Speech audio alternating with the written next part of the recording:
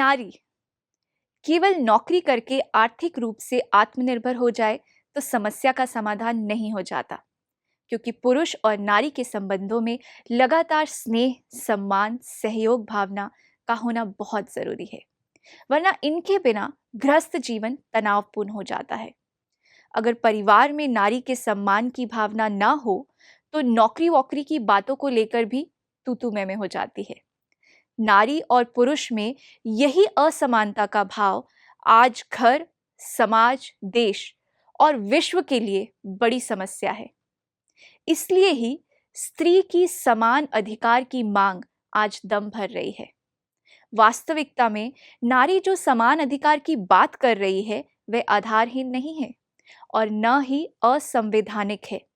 बस नारी को लेकर पुरुषों को अपनी मान्यताएं बदलनी आवश्यक है, क्योंकि जब तक मान्यता नहीं बदलेगी तब तक दृष्टिकोण नहीं बदलेगा, और जब तक दृष्टिकोण नहीं बदलेगा तब तक नारी को समान अधिकार नहीं मिल सकता।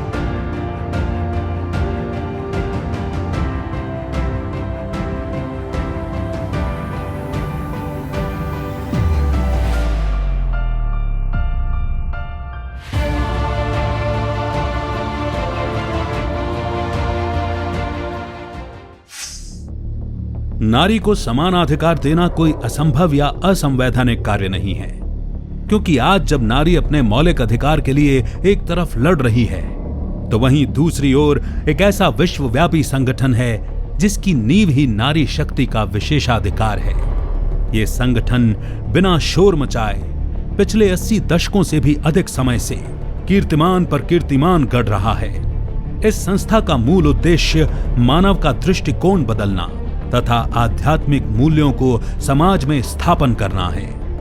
जी हां, हम बात कर रहे हैं अंतरराष्ट्रीय संस्थान प्रजापिता ब्रह्मा कुमारी ईश्वरीय विश्वविद्यालय की। यहां 50,000 से भी अधिक कन्याएं और माताएं पूरी तरह से समर्पित होकर समाज उत्थान का कार्य कर रही हैं।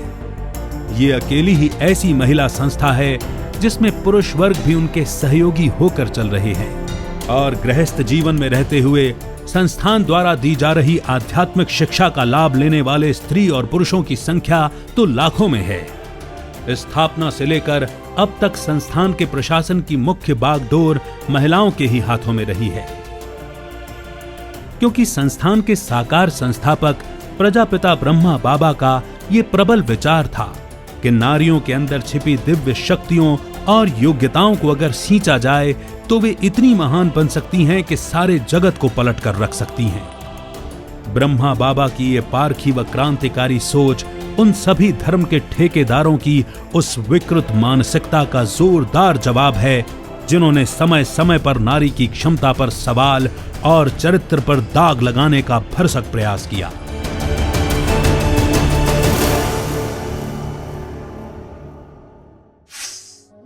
ब्रह्मा कुमारी संस्था के मुखिया संस्थापक प्रजापिता ब्रह्मा बाबा के लिए क्या क्या नहीं कहा। आप सोचो, एक पुरुष भारत को स्वर्ग बनाने के लिए कन्याओं, बहनों, महिलाओं का संगठन बनाने जा रहा हो, जबकि 1936 में बहनों को घर से बाहर आने की अनुमति ही नहीं थी। बहनों को संन्यास कराना ये भी एक चुनौती थी लेकिन ऐसे सामाजिक, आर्थिक, भौगोलिक, धार्मिक रूप से अनेक समस्याओं के आने के बावजूद भी एक सच्चाई के आधार पर ब्रह्मचर्य की नींव मजबूत रखकर हिम्मत से आगे बढ़ते रहे और सभी को आगे बढ़ाते रहे। आज क्या परिणाम है कि ये संस्था अंतर्राष्ट्रीय मंच पर कार्य कर रही है और एक विश्वव्यापी संगठन के रूप में प्रसिद्ध है। जाति, धर्म, अमीर गरीब, लिंग भेद के बीच की दीवारों को गिराती हुई ये संस्था बहुत ही प्रभावी ढंग से कार्य कर रही है। इस संस्थान का मानना है कि नर और नारी गृहस्थ रूपी रथ के दो पहिए हैं और यदि दोनों ही आध्यात्म और राजयोग के मार्ग को अपनाएं तो उनका गृहस्थ जीवन सुख और शांति से भरपूर हो जाएगा।